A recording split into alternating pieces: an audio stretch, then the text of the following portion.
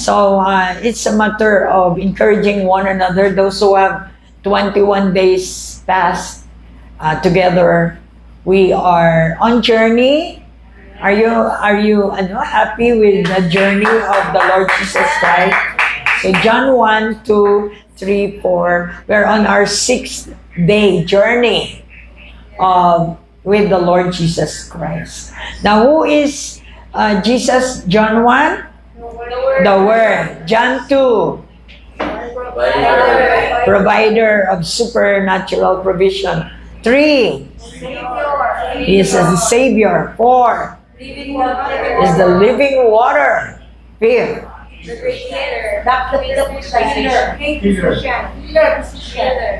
Healer. Is the healer. 6? The bread of life. Today, we are studying the Word of God, the bread of life. Jesus is the bread of life. And you have to take some important thing that strikes you. For me, what strikes me really for the whole chapter is that if you eat the bread, which is the body of Christ, and drink the wine, which is the spirit or life, you will have the kind of eternal life. So He promised that He will raise you up on the last day. That's for me. When you read and reread for 10 times, you have to get what strikes you. Yes. Very important because why? It's for my benefit. Jesus came.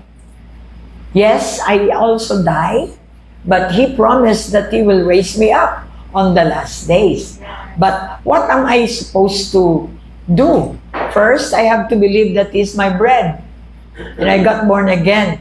My bread spiritually is Jesus, the living manna. And He told us that He came from heaven. In the Old Testament, Moses' time, they were sent by God manna to eat, bread to eat.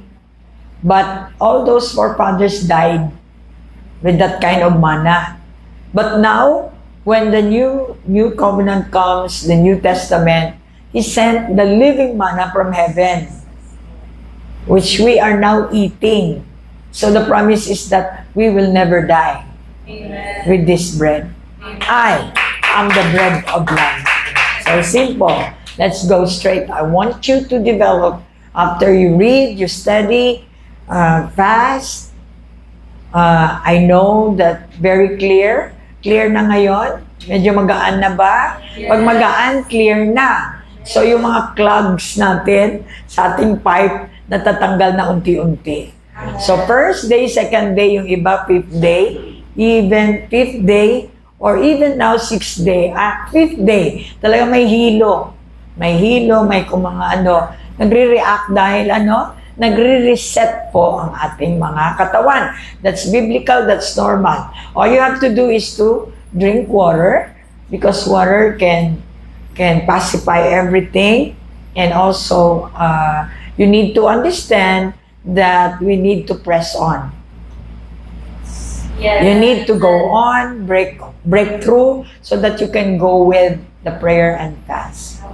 Okay, so whatever questions you have, we have meron naman tayong GC, no? Kaya magtanungan kayo, dahil kayo ay nandito, kayo makakasagot.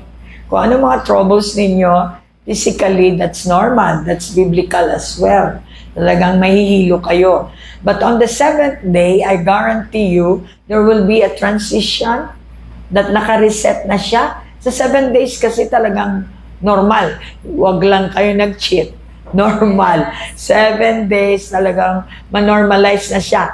Kung sa radio pa, na-reset na siya. Na-set na siya na hindi na kayo kumakain ng rice. Na-set na siya na hindi kumakain ng whatever yung hindi natin kinakain. Na-set na siya doon sa ating mga kinakain like gulay, fruits, and water. Na-set na siya. So, maramdaman nyo, kung totoong hindi kayo nag-cheat, maramdaman nyo, hindi na kayo naglolong ng coffee. Yes. Palakpak. And for those who did not cheat, congratulations. For those that cheat, well, God is a God of grace. We're not here to condemn you. Kaya kung on the 7th day, nahihilo pa rin kayo, ibig sabihin you did not follow instructions. Yun lang po.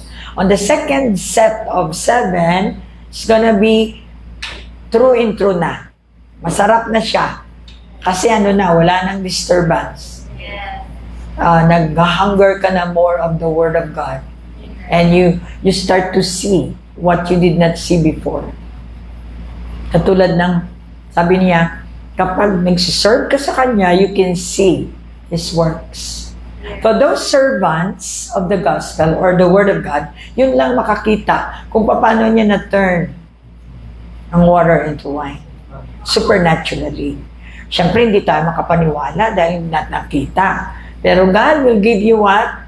Opportunity to see that because bilang servant niya, ipapakita niya. Yung nandun sa wedding at Cana, yung mga servant, nag-smile lang sila. Kasi pinasalok sila. Anong nakita nila doon? Na itong taong itong si Jesus is not an ordinary person. Kasi pinasalok sila ng tubig nung nailagay na ibigay doon sa master of ceremony or master of the banquet ay alak. At sinabi niya pa, the best alak na natikman niya. So nagtinginan ang mga servants. Parang tayo. Alam natin kung sino ang behind sa alak. Yun. Yun ang ibig sabihin na, you see me. Nakikita mo ako once you are a servant. Okay. So worship. During praise and worship, during our prayer and fast, syempre kailangan kasama yung prayer and worship. Hindi pwedeng magbasa lang kayo ng dyan, at saka hindi kayo mag-praise and worship. So you should have 1 hour sa gabi o sa umaga. Give time for God to talk, prayer and fasting. Diba? So, music is very important because it can illuminate. It's like light. Nakakapasok siya sa mga sorrowful mystery. Nakakapasok ang light sa madilim. So, that's why music is life. So, that's why we use music. We praise and worship. And prayer. Okay, siyempre, huwag yung nagpa-fast ka lang, wala kang prayer. That is dieting. So, we pray, we use John. Kung ano yung ating journey, gamitin natin yung salita. We pray back to God. Magiging rema siya. Magiging very, very clear siya. At saka syempre, malinis na yung puso natin, papasok na yung word sa loob. Anong ginawa niya? Naglinis muna, kaya nag-grumble kayo, kukomplain kayo, ang sakit, ang sakit. Kasi nililinis siya muna bago makapasok yung Holy Word. Okay? So, paano makapasok? Naintindihan mo na. At saka dumadami yung revelation. Getting excited. Kasi unti-unti ka nang may nakita, unti-unti ka nang may naintindihan. Can you give a clap offering to the Lord? How many of you that know that we serve a good God? Yes, amen. And He continued to do great things. He's a great God. That's why He continued to do great things in us. So, hallelujah. We love you, Jesus. Hallelujah. We love you, Jesus. We wanted Jesus to hear our saying, I love you, Lord, because, of what He has done. So, what is the difference between praise and worship? We know that because through the years na po tayo nag-praise and worship. Tinatawag natin dito sa BCF na PPW. Kasi pag nag-pray tayo, hindi man pwedeng wala tayong praise. Hindi, kailangan patungo siya sa worship. Prayer is your communication to God. It's a dialogue. You talk to God through His Word. Kasi hindi ka naman asikasuhin sa langit kung yung words mo tagalupa. Gamit tayo ng words ng langit. Pag pumunta ka ng Korea, Korean dapat para maintindihan ka naman Koreano. So punta ka ng langit, hindi ka maintindihan tagalangit. So Sapagkat yung iyong communication, your language being used is earthly. So heaven yun eh. So heavenly dapat. So ano bang language na gagamitin natin? Yung salita ni Jesus. Yun yung kanyang language. That's why when we pray in faith, pinipray back natin yung nabasa natin. Sabi natin, Lord, thank you for your word that you said, verily, verily, I say unto you, that unless man be born again, cannot see the kingdom. I thank you for that, Lord. Because now I experience that I see or understand your kingdom principle. Yun, binabalik mo sa kanya yung kanyang statement. That is prayer.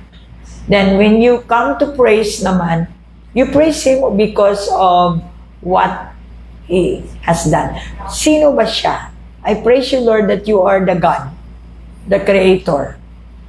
I praise you, Lord, for what you have done in my life. You changed my life, blah, blah, blah. I praise you, Lord, because what you are going to do. For I trust that you are going to do something great in my life. I praise you of who you are. You are my God. You are my Redeemer, my Healer, I praise you. When you experience something, praise Him. And you will see, ang dami mo palang masabi. Parang ngayon lang kayo nakarinig. I praise Him. No, di ba? I praise Him because, see, meron tayong church. That is His deeds. Lahat ng kanyang ginawa, you praise Him. Yes. You praise Him because He is the Creator. He made the heavens and the earth, the mountains, the sea, the birds flying. Lord, how beautiful you are. That is praise. What about worship? Worship is you give worth to Him, you allow Him to come in. So pagdating na po sa worship, tapos na yung mga yak-yak mo, praising Him, your goodness, Lord, hallelujah, praise God talaga. Then the time na hindi ka na nagsasalita, that's the time of worship. You are now intertwined with the Holy Spirit. Intimate ka na. Sina-reach mo na yung realm niya through praise. Kaya madali ako matamaan kasi praiseful na ako dati. Pagdating dito, halos hindi na ako, nagsisigaw lang ako simply because I want to stir you up, guys. Pero nasa worship na ako. How do you know na nasa worship ka na? When you hear na the sound of God. When you hear na the voice of God. Kasi the edible voice can change you. Praise cannot change you. Worship can change you. You allow God to talk. When you start to talk, ayun na. Umiiyak ka na. Umiiyak ka na kasi nakakarinig ka. All your senses, your faculties are paying attention na. Diba sinasabi ko nga, para siyang sa sex. Pagdating na doon sa i-release na ni Lord, kasi you say na, I love you, Lord, I love you. Ano nga sa mag-asawa? Then pagdating na sa peak, then wala ka ng ingay. You're receiving the seed na. No, kaya nga hindi bastos ang sex sa sa marriage. Kasi sinasample niya yan sa inyong praise and worship. Hindi mo naman pwedeng sabihin, Lord, let's do the sex. Pwede ba sabihin mo yan? For God, sex is sacred. Intimacy. Yielding. When you yield with the Holy Ghost, mabubuntis yung heart mo. Tulad ni Mary, ano bang ginawa? Nag-shadow ang Holy Spirit, which is God.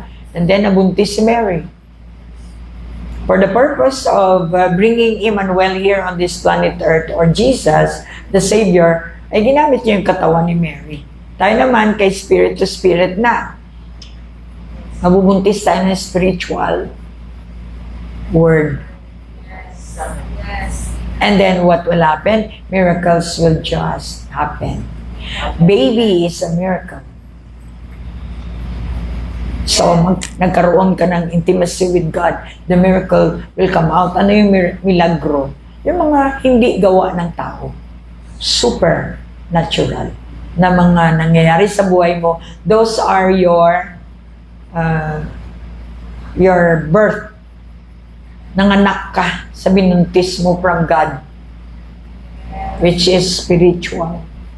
And then it will come to pass. Then, the Word became flesh. When the Word became flesh, ibig sabihin, yung binuntis mo na Word, nangyari na. Amen. Lord, help me. Mukhang hindi ko mabasa. When you sex physically, you'll get pregnant because you will be receiving seed in your womb. Our womb is sealed spiritually. When you do yield to the Word of God and the God Himself, the Holy Spirit, He will put you His seed into your heart. And it will be germinating. And then in His timing, lalabas siya. And that Word na binuntis mo will become flesh. Makita mo. Lord, tulungan niyo po ako talaga. Hindi mo kasi ma-express eh. Para maintindihan niyo. That's why ito yung process natin. Mag-fasting din kayo, hindi naman pwedeng ako nag-fast, kayo hindi. So that maintindihan niyo ang spiritual world. Ano yung mga milagro mo sa buhay? Nagbago ka, di ba? One of the seed yan. Dahil nag-yield ka sa Holy Spirit. Lumabas yung pagbabago mo or yung dream house mo na hiningi mo sa Lord. Nagkaroon ng katuparan. The Lord provides in the spiritual and then it will come out in the visible. From invisible seed to visible. Amen. Hallelujah. Ano bang ginawa ko dito sa church na to? Nag-prophesy lang. Of course, first, I have to be born again. I have to yield with the Holy Spirit. I should be praise and worshiper. And then, God pour out His promise to me. And then, now, look at this. May church na, kayo ang nag-enjoy. Yes. Yung mga ginamit ng Lord, hindi sila nag-enjoy. Kayo ang nag-enjoy ngayon.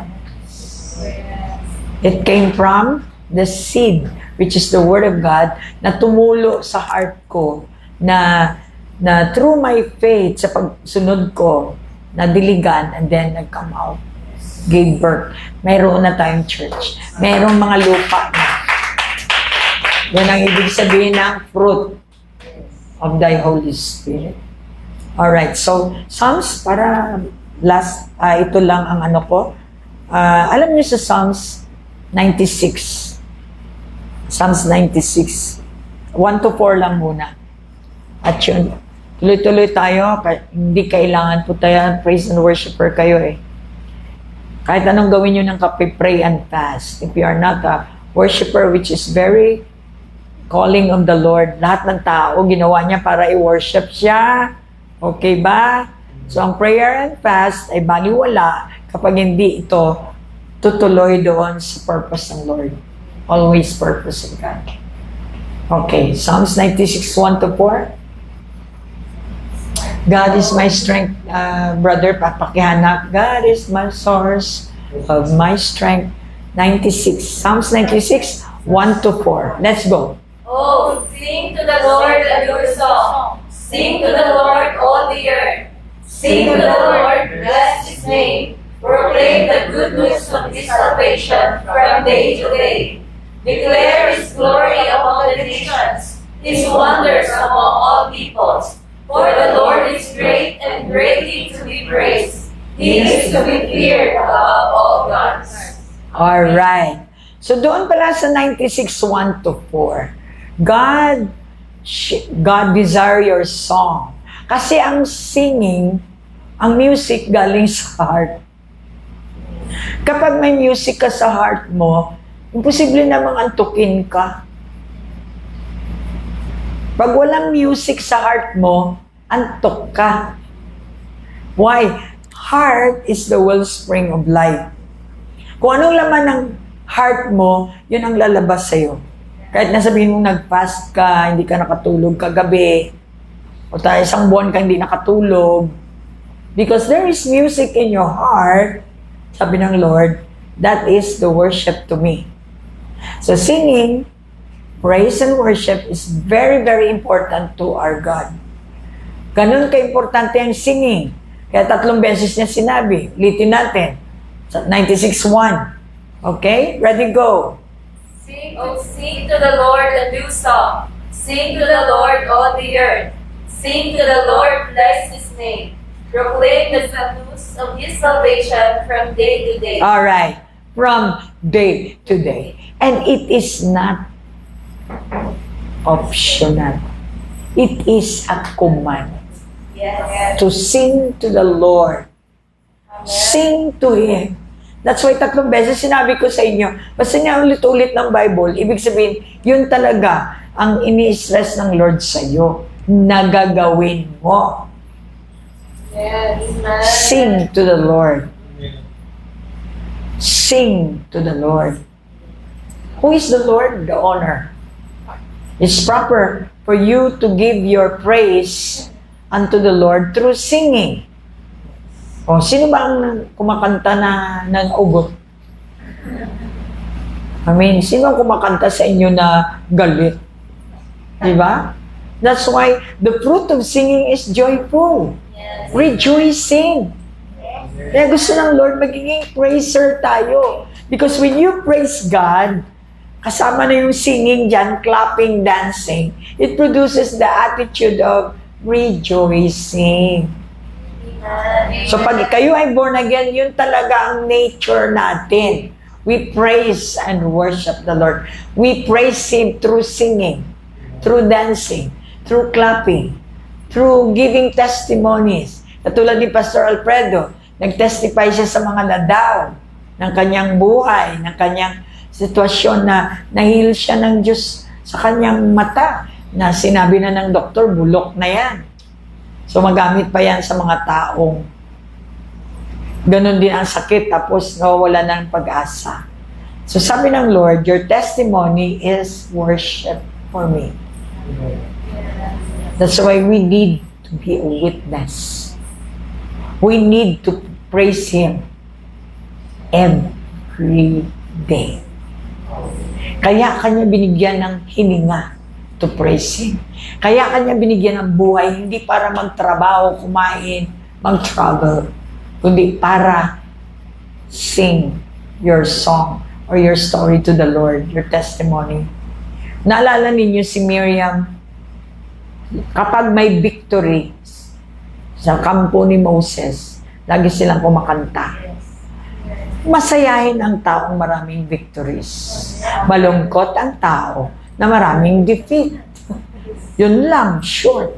So, let's sing one song. Kasi wala na po tayong time. Gusto ko lang ma-encourage kayo. During prayer and fast, make room for God. Make room for God that is in worship. That's why each time na mag-praise kayo, at sana mayroong nagli-lead ng worship, madali akong matamaan. Kasi, worshiper ako. Sa bahay, naka-worship na ako. So, pag pumasok pa ako dito, lalo akong mag-worship. Intimate. And then you cannot help but cry. Kapag nagsalita naman ang Diyos, talagang maano ka. Kayo nga, touch ko lang, umiiyak kayo . Yung pa kaya ang Diyos mismo nagsasalita. Talagang you cannot help but cry. Yun ang worship time. Yun yung time na nagwo-worship ka na sa Lord. Worship. Okay? So very important, it is a command. It is a command. It is a command for all people whom God raised should sing song for Him. God bless you, and I believe we continue 7th day. Tomorrow, it's gonna be a perfect day.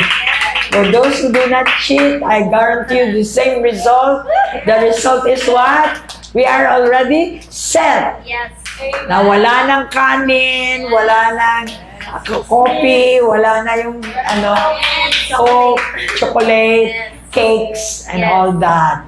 Mawawala, masiset na kayo sa ganon. Amen. Alright, so encouraging you to go more, do more on another 7-day set because we will be exploring the heavenly realm. Amen. Okay, so let's sing the song for God. Praise the Lord. Join us.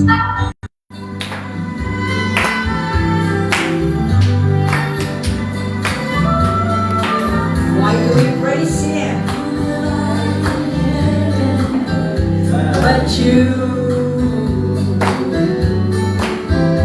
There is nothing on earth I desire beside you.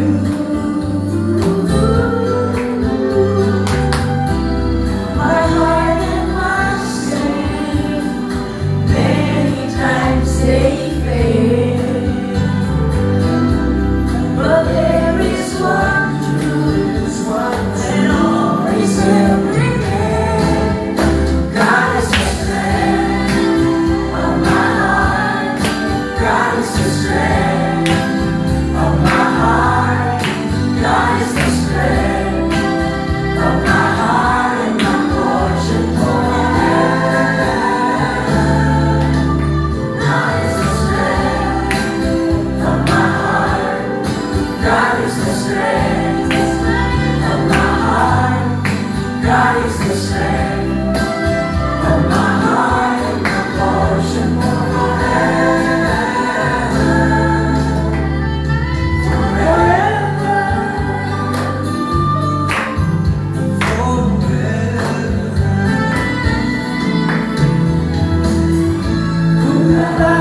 in heaven, not you. There is nothing on earth I desire beside you.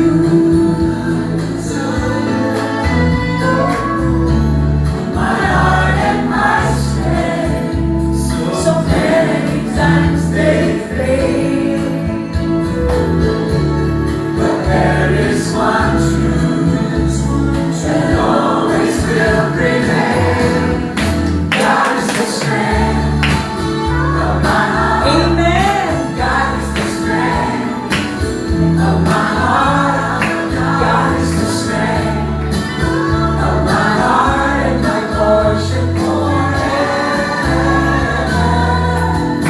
God is the strength. My God is forever. God is the strength of my heart. God is the strength of my heart and my portion forever. God is the strength of my heart. God is the strength of my heart. God is the strength of my heart and my portion forever. God is the strength. Amen. God is the strength of my heart. God is the strength of my heart and my portion forever.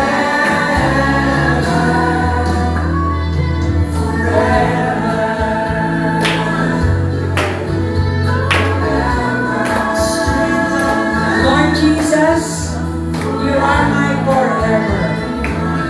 Everybody say,